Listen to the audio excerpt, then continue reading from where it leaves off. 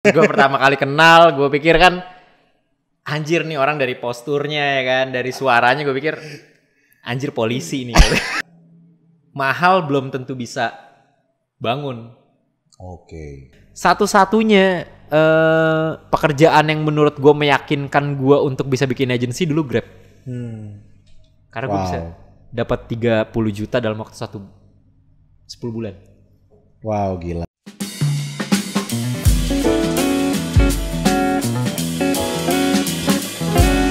Teman semua, kembali lagi di Studio Kecil Podcast. Podcastnya kecil, isinya gede. Bersama gue Diku, dan kali ini gue kedatangan, wah ini bestie gue nih. Bestie, bisa bilang bestie. Bestie ya, kita berteman berapa tahun boy? Baru berapa ya? 1, 2, 3. 3 tahun sih, 3 tahun. 2021. 2020 Oktober. 2020 gue gak main. Soalnya gue berputus, inget gue. 2020. Oh iya benar, 2021 Oktober 2021 berarti. Oktober. Coba lu mau cerita gak pertemuan kita kayak gimana? Boleh. Pertemuan gue pertama kali ya sama Bung Jack ini. Ya mungkin gak terlalu penting buat teman-teman ya. Tapi pertama kali ketemu tuh kita emang kebetulan doyan Doyan mabok. dan mabok. Gue pertama kali ketemu dia nih, beliau beliau ini lagi dalam unconditional ya, unconditional gitu kan. Terus gue pertama kali kenal, gue pikir kan anjir nih orang dari posturnya ya kan, dari suaranya gue pikir anjir polisi nih. Gue agak anjir polisi nih gue kan. Terus ngobrol lah tuh. Gue lagi minum tuh sama temen gue juga. Gue lagi minum Jagger. Gue lagi minum Jagger. Terus gue bilang, boy ini siapa boy? Gue bilang, ada boy temen SMA gue, kata dia, Jack namanya. Oh iya, gak macem. Nah terus lu lagi unconditional, gue ngajakin kenalan ya. Siapa bang? Namanya bang. Bang, gue panggilnya. Bang ya. Bang siapa bang? Namanya bang. Anton lu bilang. Iya. Ngomong gak nyambung nih. Gak nyambung ya kan. Di situ kita nyambung justru ya. Ketidaknyambungan bah nyambung. Oh, iya ya, banyak banget gue sampai menyarankan lagu-lagu ya kan. Lagu-lagu dan lain-lain gitu. Bahkan sampai fun fact-nya gue itu menjadi mungkin satu dari cuman 5 orang nomor yang disimpan sama Pakong. Tapi alasan lu apa boy nggak nyimpen nomor boy? Kenapa lu emang ngafal? Apa emang ada teori sendiri atau apa gitu? Kadang gue kenapa nggak nyimpen nomor karena gue kalau nggak terlalu apa ya? Kayaknya nih gue nggak bakal lama nih berhubungan. Ngerti gak? Kayak misalnya kayak ya udah gitu cuma gitu doang. Ya gue nggak usah save nomornya gitu. Ya paling gue apal gue tapi belakangnya. Misalnya kayak 4 nomor terakhir tuh gue pasti apal. Tapi kalau misalkan nggak kayak lu nih, gue kenal karena wah anjir nih orang cocok nih. Wah dia dari mabuk-mabuk kayak dan lain-lain kan. Gue mikir kayak ini harus gue save nih. Harus save. Iya kan? Anjir. Jadi gue kalau boy, ayolah gini ya kan. Pada saat itu kan memang kita wah frekuensinya lumayan di luar batas ya. Di luar batas ya. Sampai nunggu toko temen kita udah tutup belum boy gitu. Iya. Gue mau order nih gitu. Fun fact-nya tuh gue sama Pakong tuh nongkrong di sebuah coffee shop punya teman kita juga yang dimana kita hanya nongkrong kalau udah tutup. Iya. Soalnya kalau belum tutup apa dah? Gak boleh mabuk. Di Bennett. Jadi kita udah tutup baru OTW. Baru jam 10 ke atas tuh 10 ke atas. Kayak gitu. Makanya gue kenapa gak pernah nge-save nomor. Karena menurut gue kalau misalkan nomor yang gak gue save tuh berarti bukannya gak penting sih maksud gue. Ya gue juga gak akan kontekan lama gitu sama lu. Iya. Kayak gitu. Tapi gue apal, gue tahu ini siapa gitu. Nomor belakangnya gitu ya. Walaupun gak ada foto profilnya lu hafal ya. Tahu gue. Hafal ya. Kerjaan tapi juga gitu juga boy. Sama ya. Di kerjaan juga sama ya. Nah Pakong nih punya, menurut gue tuh temen gue yang paling unik, punya pikiran yang menarik lah. Dia itu pernah bilang di mana orang-orang layaknya orang Ciledug, orang Jakarta gitu, kalau nongkrong pulang tosan, datang tosan, lu tuh nggak pernah? Enggak gue. Karena ada filosofi sendiri. Iya. Apa tuh? Kalau buat gue tuh tos itu buat gue berarti lu nggak akrab. Gak akrab? Iya. Oke. Buat gue. Karena misalkan kayak gue sama lu nih. Gue ngapain pulang tosan sama lu? Iya. Orang besok juga ketemu lagi. Iya kan? Bener, ngapain gue tos? Maksud gue kayak gitu. Tapi kalau misalnya nggak terlalu akrab, gue biasanya tos. Kayak gitu. Dan Pak Akung ini pengusaha sukses juga. Wah, amin. Layers kreatif, layers kolektif. Ini partner gue juga nih di studio kecil. Tapi lu pernah cerita Layers tuh udah pernah bangkrut 3 kali, bangkit lagi, bangkrut lagi. Ceritain dong Boy, coba Boy. Ya memang pada saat itu ya capek banget ya. Gue mungkin gak akan sebut nama, tapi memang ada beberapa kayak zaman dulu tuh dari gue ngebangun gitu ya. Ngebangun pertama, mungkin gue ceritain dulu story-storynya nih. Jadi kayak gue 2018 gue pertama kali bikin nih sama teman-teman gue. Kita bikin kolektifan nih. Anak kampus sama teman rumah gue juga. Sama teman rumah. Kita bikin nih kolektifan. Ya gimana sih maksudnya kayak ya nggak berharap ada klien dan lain-lain lah. Kita cuma pengen karya kita nih, ya. Terus dibikin. Ada orang yang lihat lah, ada orang yang suka. Mungkin nggak mengharapkan klien juga ya. Mungkin pada saat itu ya. Mungkin bohong juga gue bilang kalau gue bangun ini dari dulu terus gue bisa menebak gue akan ini enggak sih. Sebenarnya semua by doing aja gitu. Jadi kayak gue bikin berdasarkan hobi. Nah itu sempat gue dapet klien pertama gue tuh di 2019 di tahun depannya. Berarti setahun tuh sebenarnya berkarya aja berkarya aja ya? Iya. Bahkan nggak sesering itu juga. Oke. Dan gue pernah sesekali itu gue waktu itu tugas akhir gue TA skripsi kayak gitulah kasarnya. Iya. Dan gue TA gue ngambil UI/UX desain. Oh nice. Terus kayak gitu. Nah terus abis itu gue ngangkat pesona Indonesia. Gue coba bikin prototipe aplikasinya. Ya alhamdulillah bisa dijadiin porto gitu. Dijadiin porto. Nah terus ada orang yang tertarik. Nah project pertamanya Layers itu. Nah itu UI/UX desain itu UI/UX project. Sama negara nih. Enggak. Oh bukan negara. Iya sama swasta lah. Dia pengen bikin aplikasi musik lah. Oke. Gue bikinin prototipenya lah. Prototipenya gede. Yeah. Aplikasi. Ya, terus. Kayak gitu-gitu sampai pada akhirnya ya sempat fail juga karena gue mencoba untuk melangkahi apa yang bukan job desk gue gitu. Maksudnya gimana tuh? Kayak ini project ini tuh sebenarnya 80%-nya itu yang lebih gedenya itu lebih ke back end, front end kayak gitu-gitu lah yang coding kayak gitu. Sebenarnya bahkan gue kan harusnya gue stop di prototype. Design, Iya di prototype. Kalau prototype kan ya gue masih bisa diklik-klik tapi nggak ada sistemnya. Iya ngerti. Nah gue mencoba melangkahi itu, gue pengen coba bikin aplikasinya nyampe selesai. Akhirnya gue mencoba hiring dari 1000 Lancer pada saat itu. Ya memang bukan kapasitas gue. Kayak gitu akhirnya gue kena sanksi kali ya. Kena failed mungkin bangkrut ya bankruptcy. Iya, bankruption. Bankruption ya. Nah, pada saat itu udah akhirnya gue harus ganti rugi dan lain-lain. Ganti rugi? Bukan ganti rugi sih, balikin modal. Balikin DP. Oh, damn. Iya, kayak gede gitu. Boy. Pada saat itu sih sebenarnya lumayan gede. Karena waktu itu projectnya itu DP-nya itu kurang lebih sekitar 12-15. Dan itu lumayan untuk gue yang kayak gue baru buat lulus dan gue gak punya tabungan. Pada saat itu kerjaan gue yang paling menghasilkan untuk gue itu nge-Grab. Serius lu? Serius. Lu nge-Grab? Nge-Grab gue. Buat ngebiayain TA gue segala macem kayak gitu-gitu kebutuhan-kebutuhan itu gue nge-Grab. Dan itu gue kayak harus mengganti sekitar 12-15 juta tuh. Anjir. Berasa banget malah. Berasa banget ya. Ya kan, biasanya gue pengeluaran gue sebulan paling 250.000, 500.000 sebulan tuh ya udah mau makan apa lah segala-gala. Harus ganti segini gitu kan. Ya udah duit sisa dari DP yang udah gue bayar orang, akhirnya gue juga beberapa jual gear lah, yang nggak terlalu penting menurut gue, harus gue korbanin. Lunas lah kasarnya kayak gitu. Iya. Wah gokil banget. Terus lu bangkrut dan akhirnya titik lu naik lagi tuh apa? Klien lagi gitu? Justru gue ini yang harus gue Boleh. Gue kan orangnya cukup males ya. Gue tuh orangnya sebenarnya gue nggak pengen yang kayak sukses banget. Maksudnya bukan sukses banget ya. Maksudnya kayak ngejar duit banget tuh gue nggak. Oke. Gue biasa aja karena kayak buat gue duit tuh ya kalau cukup ya udah. Iya. Selesai itu gitu. Iya. Nah terus gue ngeliat lu nih. Ini gue jujur ya, maksudnya gue ngeliat Jack nih, kita kan dari kenal segala macem pada sampai akhirnya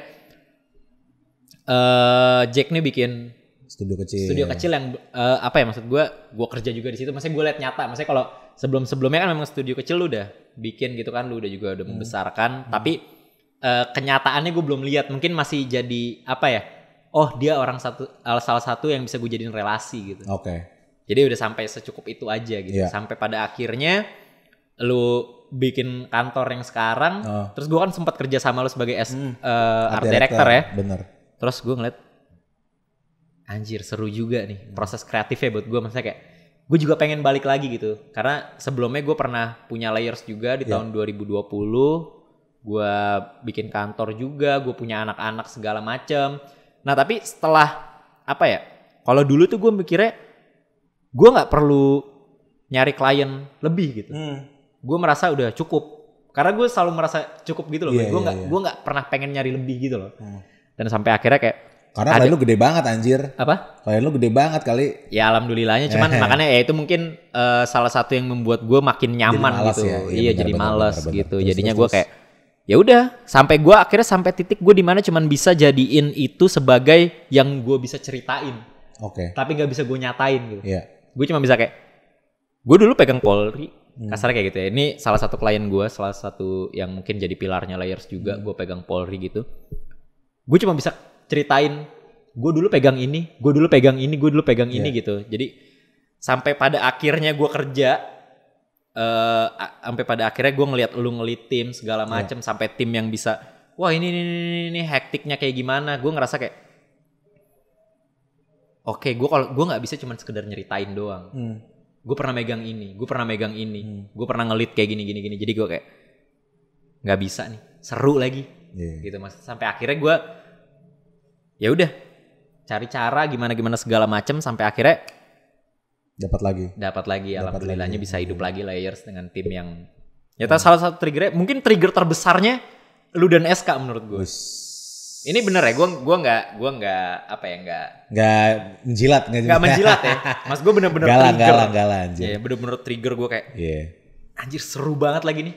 Karena tuh gue kalau misalkan kasarnya lu tampilin nih duit segede gini, tapi buat gue nggak seru, nggak lagi gue nggak mau. Iya bener. Kayak gitu. Bener.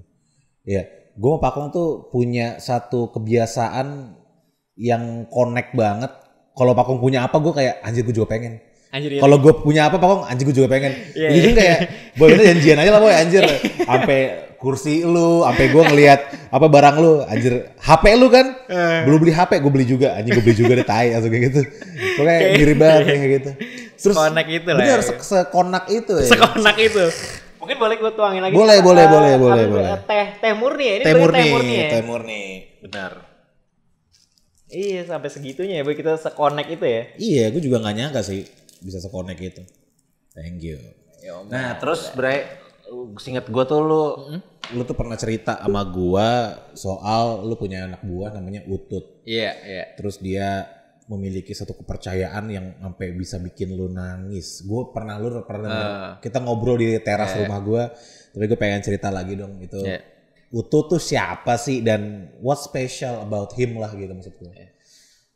Jadi dari beberapa orang yang gue percaya gitu. Karena ketika kita bikin sesuatu ya lu pernah juga lah SK dari pertama kali bangun segala macam sampai akhirnya pasti kan banyak kualifikasi ya. Bener. Yang akhirnya lu cuman kayak anjir gue nggak bisa percaya orang banyak gitu. Mungkin pertama kayak project gede apa segala macem, bayar ini. Oh ngasal. Iya. Wah dia portonya bagus. Gue bayar pasti perusahaan gue bagus gitu. Padahal pada akhirnya tuh gue ngerasa mahal belum tentu bisa bangun.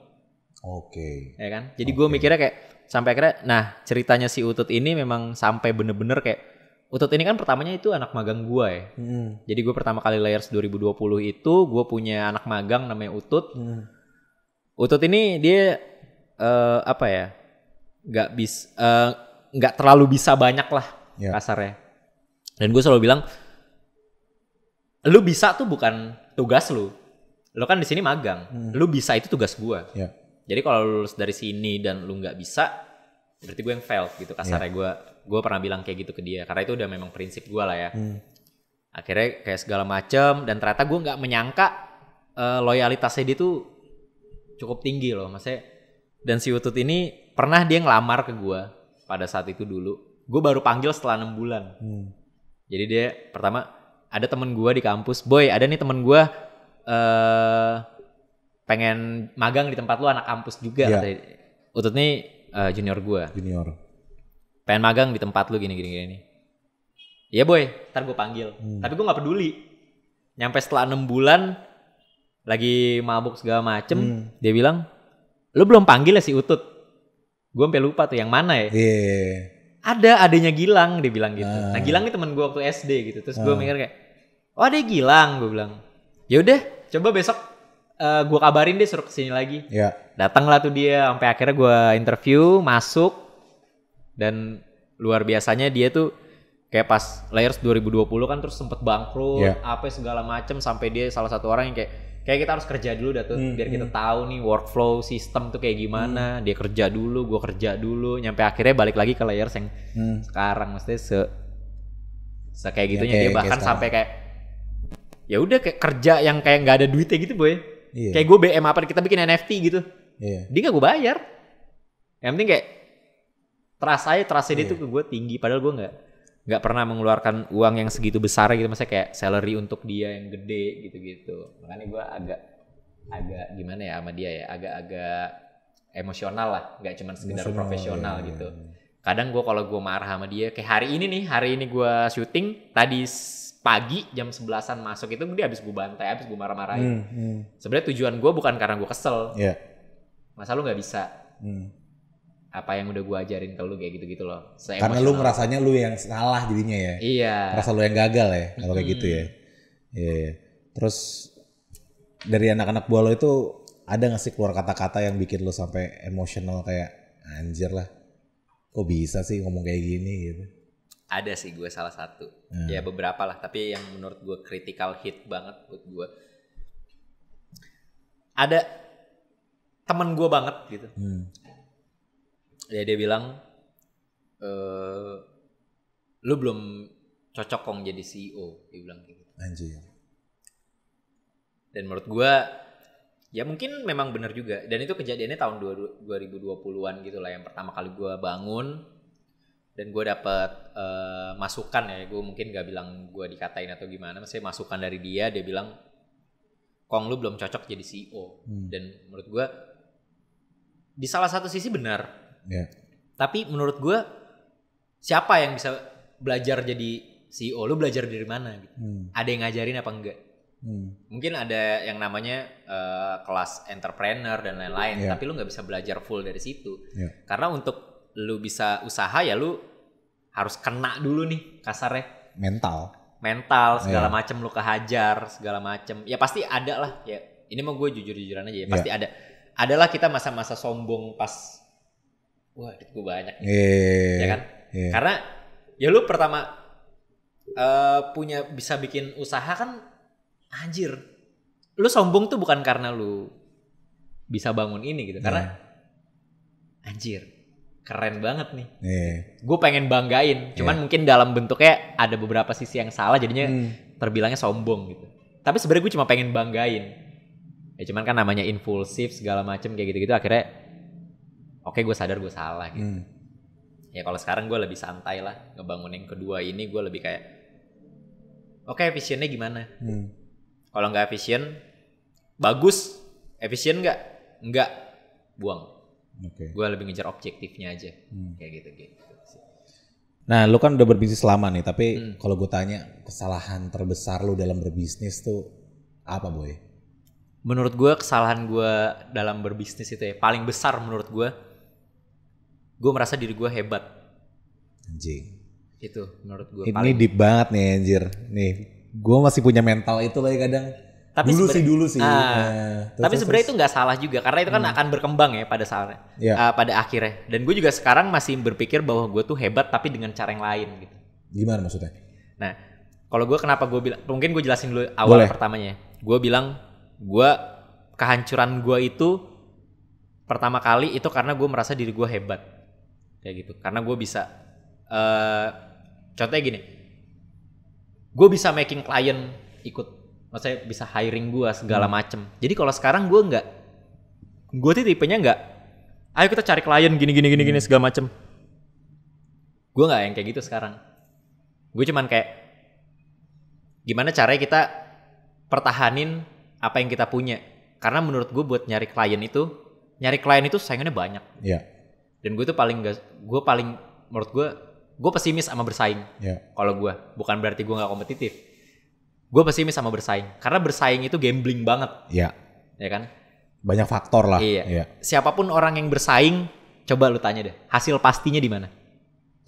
Nggak ada. Bersaing tuh nggak ada hasil pastinya. Tapi gue lebih sekarang kalau gue manfaatin aja apa yang ada. Jadi gue nggak pernah mencoba bersaing, gue nggak pernah mencoba untuk nyari klien. Mungkin mencari, tetap gue nyoba, gue nggak hilangin itu. Tapi gue lebih fokus ke apa yang ada. Kayak gitu. Kayak misalnya sekarang gue punya klien nih, oke, gue manfaatin apa yang ada, kita making money kecil-kecil segala macam. Buat gue itu lebih pasti. Kalau misalnya kita ngomong mungkin agak matematis ya. Secara variabel, ya lebih make sense. Gue ambil variabel yang pasti gitu. Daripada gue harus nyari klien kasarnya. Contoh kayak gitu. Dan itu berkat karena gue merasa hebat gitu. Gue merasa dulu kan, gue megang pilar gede. Ya tahun depan dia pasti megang lagi.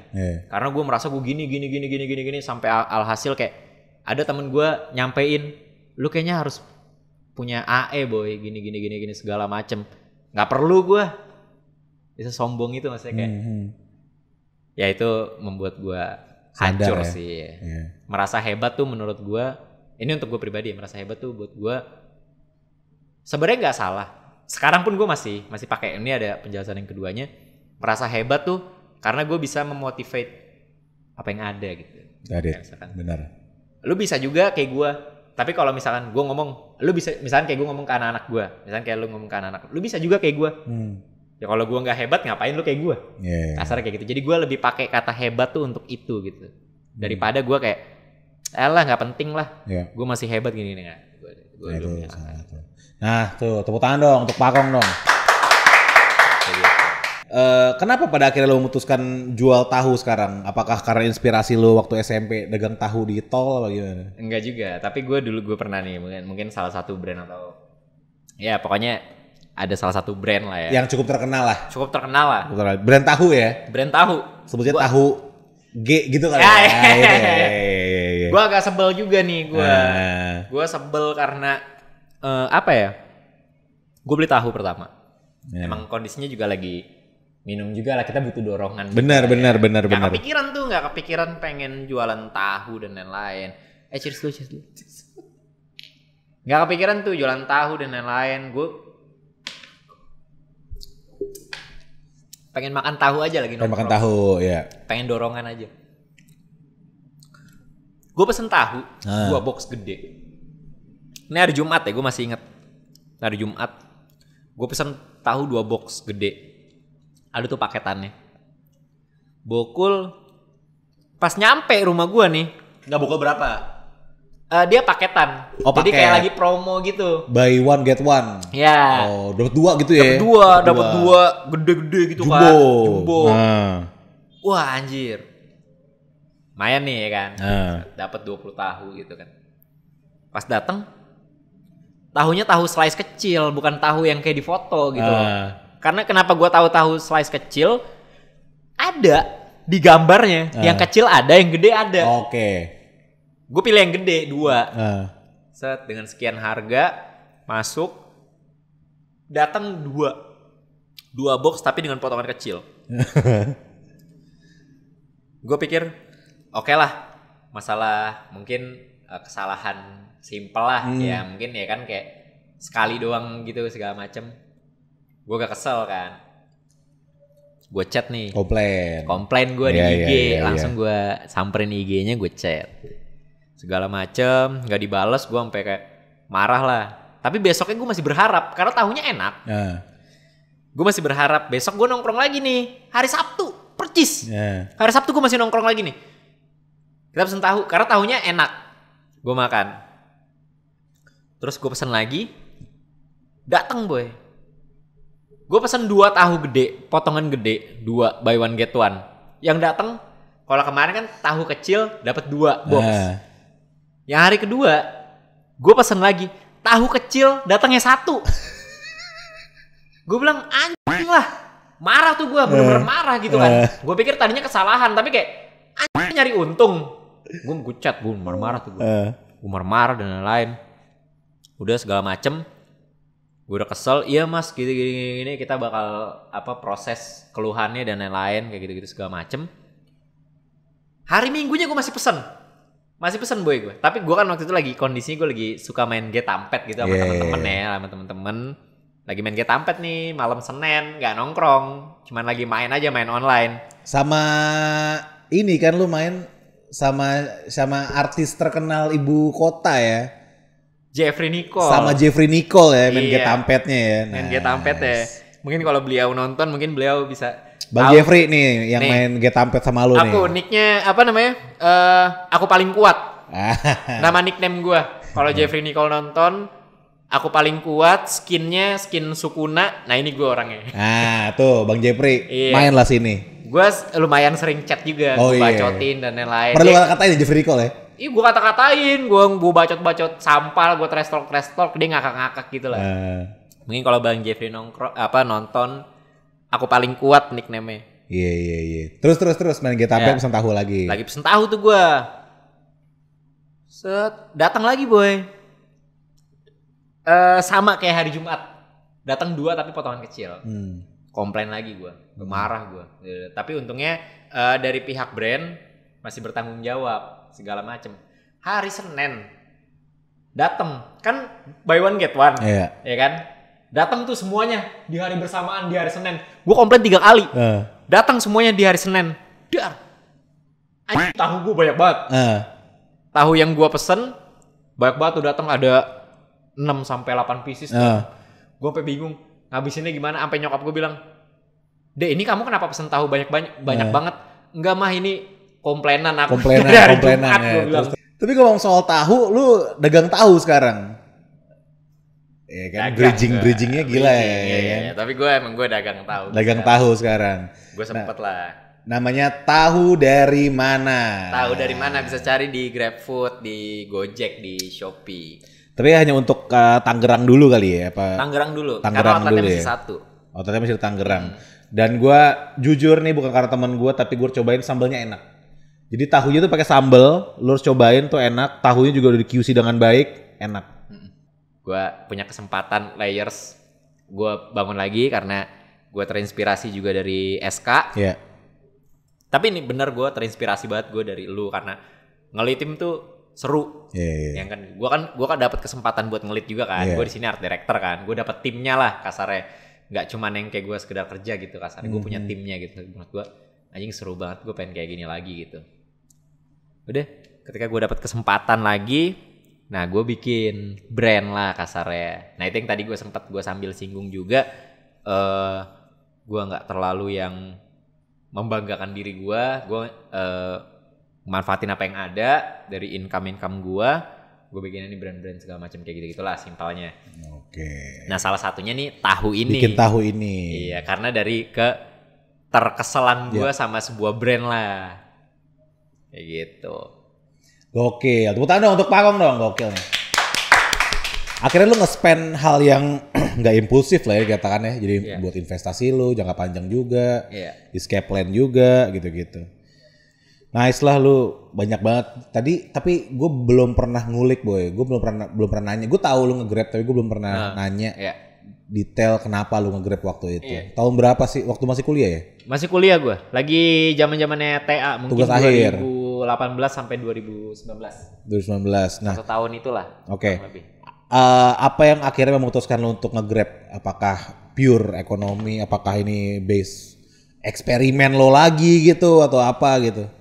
Sebenarnya kalau dibilang eksperimen enggak, tapi gue tuh orangnya nggak suka ngerepotin orang tua ya. Maksudnya kayak gue tuh orangnya kan BM ya. Iya. Gue BM-an banget gitu. Gue pengen TA gue tuh kayak gini. Maksudnya ya kita kenal lama kayak ada aja gue BM-nya gitu. Gue kan BM kayak kadang ide-ide gue gila, maksudnya kayak kalau gue lagi gila ya udah buang aja apa yang gue punya gitu. Maksudnya kayak misalkan gue punya duit berapa gitu, tapi gue BM ini. Iya. Terus ada orang misalkan, lu harusnya tabung boy duit lu. Enggak. Ya gue kalau gila mah gue buang aja gitu. Karena gue tahu cara nyarinya gitu. Maksud gue cara nyarinya bukan berarti karena gue kaya ya. Tapi kayak misalkan gue masih bisa nge-grab apa segala macem. Gue pengen yang gila aja gitu. Gue pengen yang puasin batin gue lah kasarnya. Nah, kenapa gue nge-grab pada saat itu gue tuh lagi TA dan gue pengen yang kayak wah gue pengen gue wah nih gini segala macem. Akhirnya gue nge-grab lah buat bayar kuliah juga beberapa persen segala macem, buat TA gue juga. Akhirnya gue nge-grab karena buat gue nge-grab itu, ini gue dapat satu quotes dari apa ya, dari mungkin driver di luar sana. Gue juga nggak tahu ini akunnya apa, tapi gue pernah satu quotes gue dapat.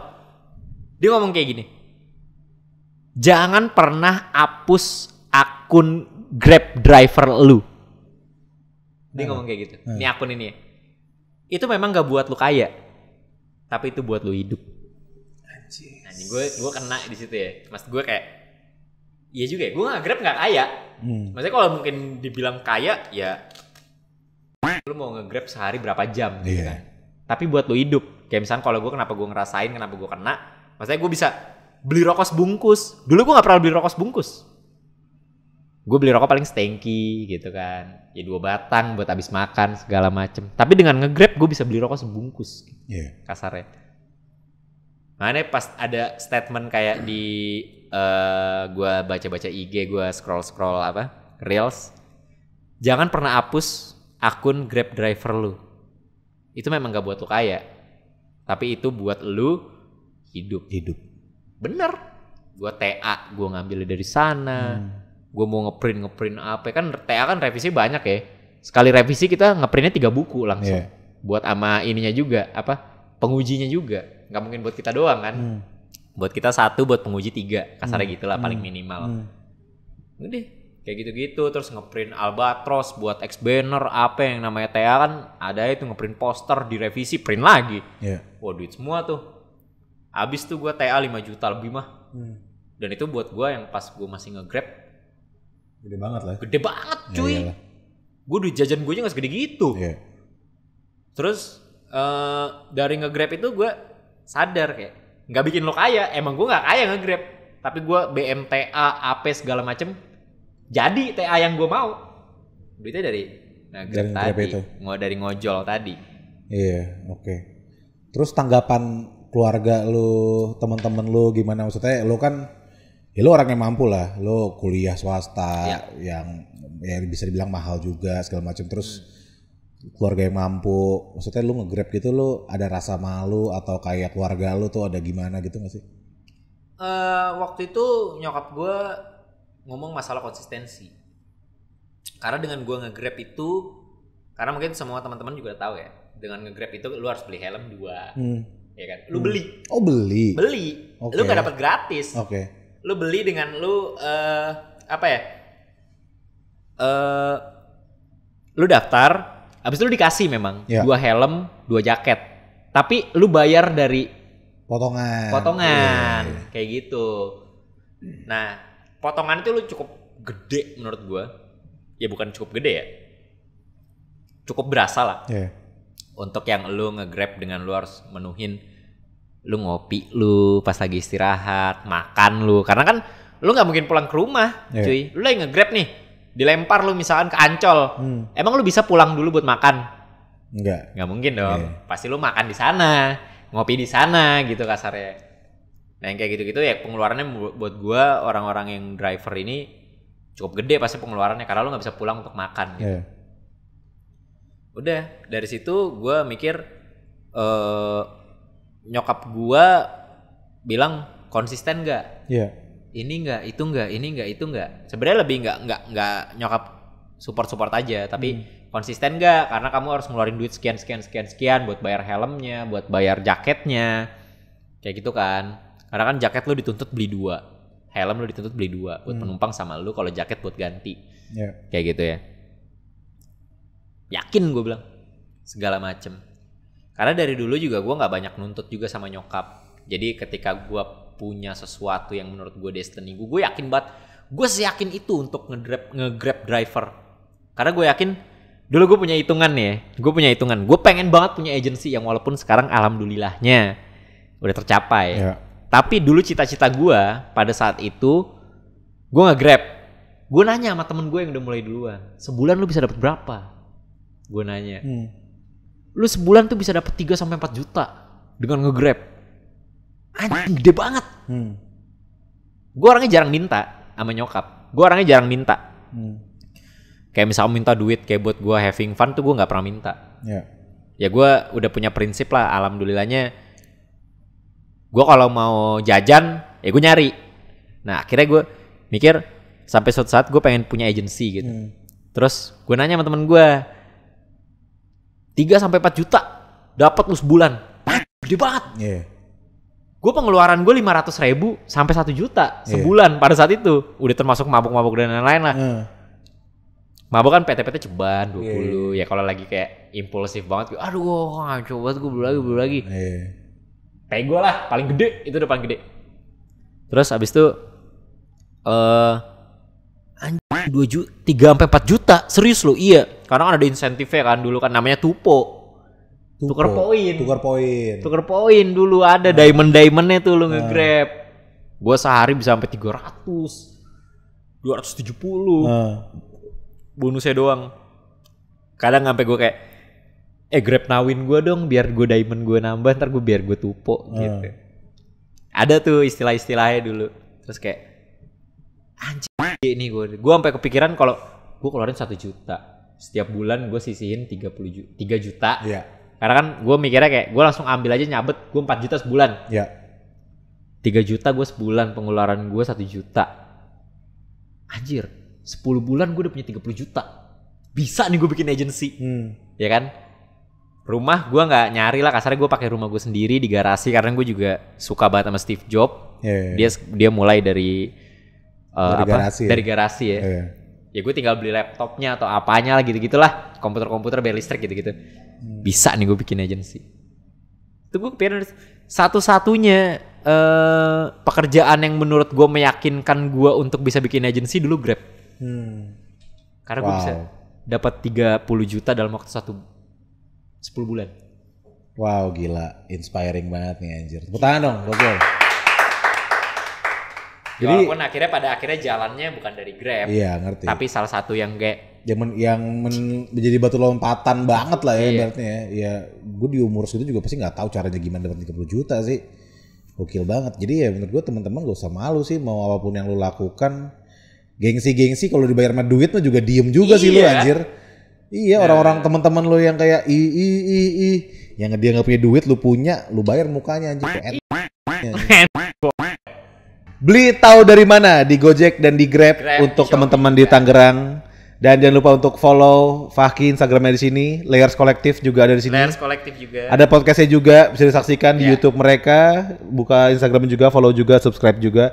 Dan teman-teman, thank you sudah menyaksikan Studio Kecil Podcast. Podcastnya kecil, isinya gede. Jangan lupa untuk terus saksikan Studio Kecil Podcast setiap hari Sabtu. Kalau minggu lalu nggak ada karena editornya pakai 12 hari. Hari. Dan setiap hari Sabtu Studio Kecil Podcast di channel Studio Kecil TV. Jangan lupa untuk like dan komen podcast 5M kalau kalian mau, dan jangan lupa untuk subscribe terus Studio Kecil TV bersama gue Diko dan ada bestie gue Pakong. Sampai jumpa lagi, bye.